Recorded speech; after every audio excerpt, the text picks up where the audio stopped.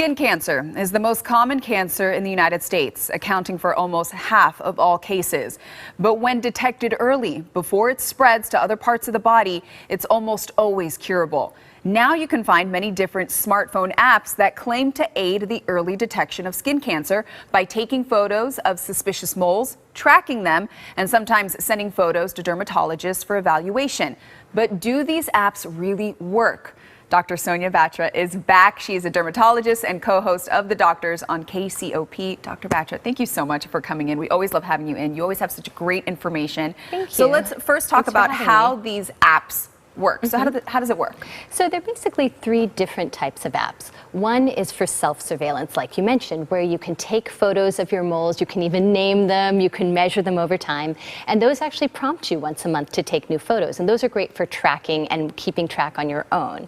There's another type of app that often uses something called teledermatology, where you may take a photo of something you're concerned about, and it might be forwarded to a dermatologist. Those actually tend to be the most accurate.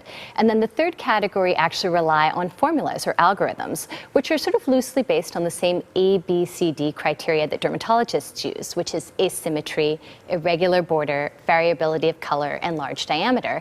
And they'll actually calculate the risk of the moles you scanned. So they'll actually give you a number, whether it's low risk, medium risk, or high risk, to let you know if this is something that you might not worry about so much, or maybe should follow up with a doctor and see for a biopsy. So you said it yourself in the second option, that's the one that's most accurate. Doesn't mean they are really all that accurate to begin with, right? It depends. So the problem is there's not a lot of validation or regulation as yet by the FDA for these smartphone apps that are targeted for consumers. This is actually across the board in healthcare. So the concern is you don't necessarily know how good that algorithm is or who's looking at those photos on the other end of the line. So generally the best bets are something that if you look at the website, you're going to see that there was a dermatologist in the involvement of the application, as well as someone who might actually be a board certified dermatologist looking at that photo you forward. But interestingly, these apps have been starting to be studied in the dermatology literature, and a recent study in JAMA Dermatology that looked at these apps found that 3 out of 4 of the best apps missed 30% of actual proven melanomas.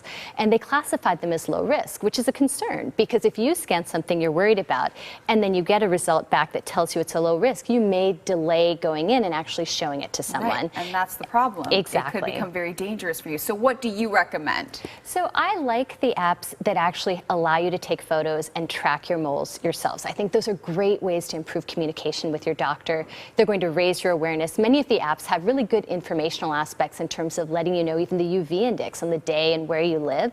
So I think those are great ways to get to know your body, get to know different areas of your skin. But my concern is never ever use these apps as a substitute for talking to your doctor or seeing a dermatologist if you notice a change or a bleeding mole.